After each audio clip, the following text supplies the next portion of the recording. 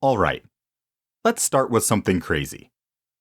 Imagine the same world where sky pirates are zooming around in airships, blasting through deserts and floating cities in Final Fantasy XII, is also the same world where Ramza Beolve is slogging through muddy plains and frozen castles in Final Fantasy Tactics. Same world, same continents, just hundreds of years apart. Wild, right? Most people think every Final Fantasy game is its own bubble. New world, new characters, no strings attached. But Ivalice? That's the oddball. It's one of the only Final Fantasy settings that actually has a timeline that connects across multiple games. And here's the kicker. The geography isn't just a background. It literally decides who rises, who falls, and who gets stuck in the middle. Think deserts that give empires the power to control trade. Mountain passes where wars are won or lost. Holy sites that people are willing to kill over for centuries. Geography in Ivalice is not a stage. It's the script. And that's what we're diving into today. From myths about gods carving the land, to the golden empire of airships, to the medieval bloodbath of tactics, and even the haunted ruins of Vagrant Story. By the end, you won't just look at Ivalice as a cool map. You'll see how its lands, deserts, rivers, and cities literally drive every story told in it.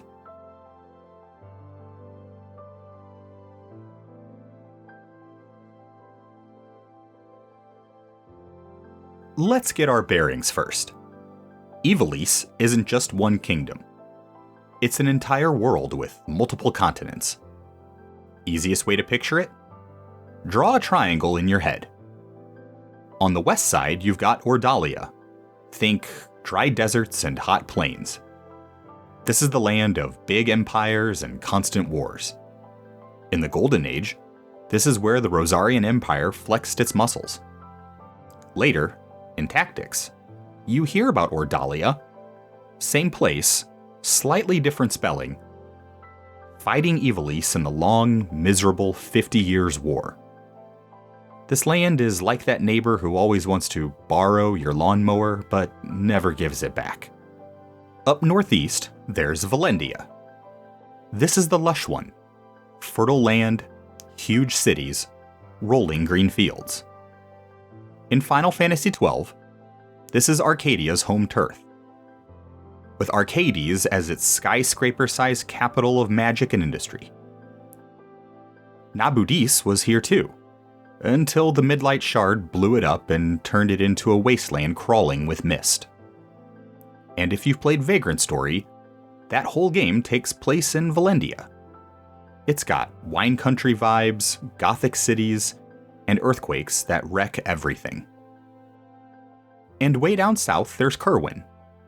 Imagine jungles so thick even airships can't fly through it.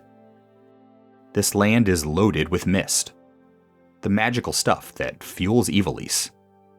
The Garif tribes live here, and Mount Bur Omases is the holy mountain where pilgrims come to pray.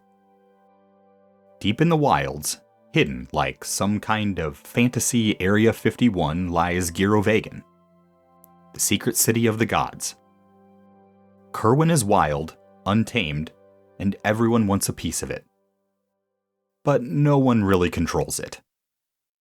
Oh, and then there's the oddball, Lemures, a floating continent in the sky, hidden behind a mist barrier, introduced in Revenant Wings. It's got its own race, the Ajol, who basically have wings. It feels like Ivalice's last frontier, like, hey, let's take this map and add a floating island for good measure. So that's the lay of the land. Ordalia, deserts and empires. Valendia, fertile heartland, big empires, and gothic ruins. Kerwon, jungles, holy mountain, and god cities. Lemures, the floating bonus level. Got it? Good.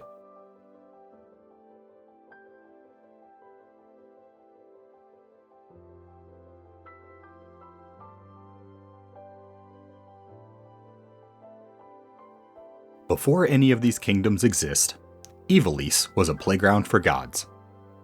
The Acuria, immortal godlike beings, didn't just shape the world, they literally built it. They created the Scions, powerful beings tied to the zodiac. Half of them were light, half were dark. And like any good soap opera, the dark ones rebelled. Huge war. Gods versus their own creations. The Dark Scions lost and were cursed to serve mortals. That's why in Final Fantasy XII, when you summon espers, you're not just calling pets. You're commanding these ancient rebels that lost the war. One myth even says a god named Zabam was killed by his general, and Zabam's body became the very land of Ivalice. Yep, according to legend, when you walk across Galleon or Zeltenia, you're literally walking on the corpse of a god. The Acuria left their mark everywhere. They built the Pharos at Ridorana, that massive lighthouse stretching to the heavens, and the hidden city of Girovagan, invisible to human eyes. Even thousands of years later, humans couldn't match what the Acuria built. But then they dipped. Why? No one knows. Maybe they fought a 1,000-year war. Maybe they got bored. Either way, they retreated into Girovagan and left humans to fend for themselves. That moment, when the gods step back, is basically the starting line for human history in Ivalice. Around this time, religion also starts to pop up.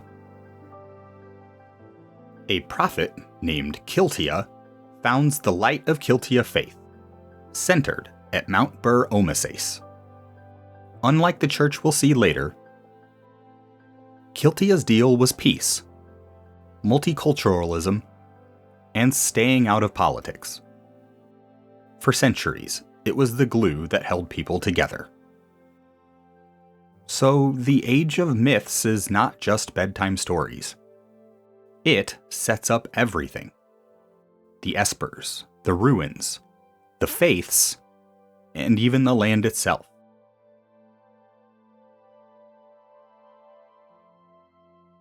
Fast forward, and humans start flexing.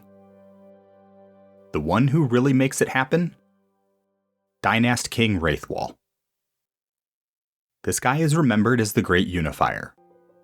With the Acuria's blessing, he takes hold of Nevicite, stones with god-level destructive power.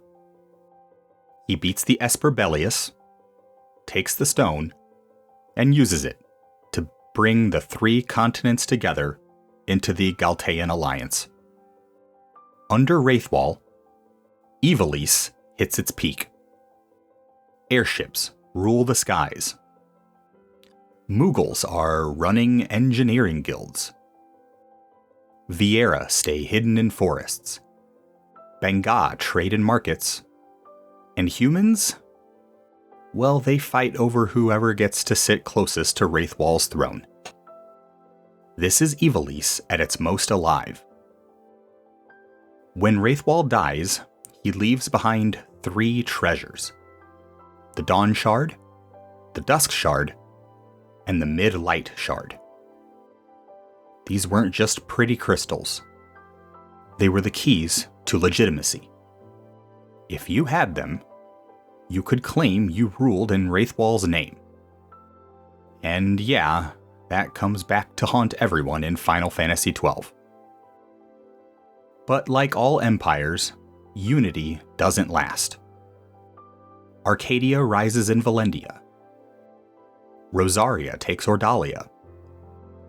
Dalmasca, the little bridge state, gets caught in the middle. By the time Final Fantasy XII starts, the world is once again a powder keg. Still, the Golden Age matters because it's the high point. When later characters talk about honor or destiny, they're always measuring themselves against Raithwall's shadow. And then, boom. It all crashes down. After Raithwall's empire fades, some massive catastrophe wrecks Ivalice. No one agrees on what it was. Some say flood, some say earthquake. Others say divine punishment. Whatever it was, it ended the Golden Era. Non-human races vanished. Mughals, Banga, Numo, all gone from the stage. Airships stop flying. Cities crumble. The world shrinks back into a medieval shell of its former self. Out of this chaos comes a man named Ajora Glabados. Ajora was a prophet in the Edoran Empire, preaching paradise and stirring up crowds. The rulers saw him as dangerous and executed him in Milan. But right as Ajora dies, a massive earthquake sinks the entire capital into the sea. To his followers, this wasn't an accident. It was divine proof. From there, the Church of Glabados rises. They turn Ajora into a saint and slowly replace older faiths like Kiltia. Over time, the church controls not just religion, but politics, culture, and history. By the time of Final Fantasy Tactics, they're so powerful they can crown kings, or brand you a heretic. Here's the dark twist. Centuries later, the Durai papers reveal that Ajora wasn't just a prophet. He was the host for Ultima, the High Seraph, leader of the Lucavi demons. His sainthood was built on a possession. That's the foundation of the church's power. Geography-wise, this disaster leaves scars. Milan is gone, half submerged, later becoming Mirand, the church's holy ground. Cities like Gug, once buzzing with machines, turn into ruins. And the advanced Ivalice of 12 becomes the medieval chessboard of Final Fantasy Tactics.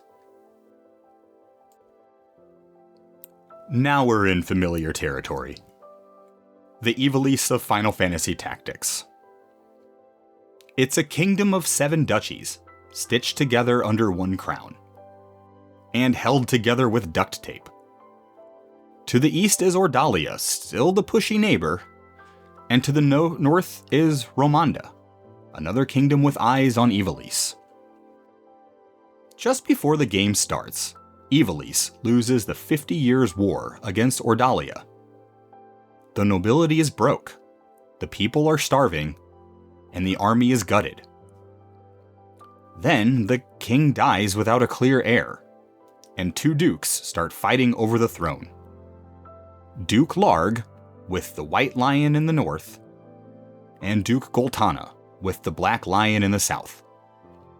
Cue Civil War, the War of the Lions. The map isn't just scenery, it drives the war. Galleon and Egros Castle, White Lion territory, fertile plains, easy to move troops.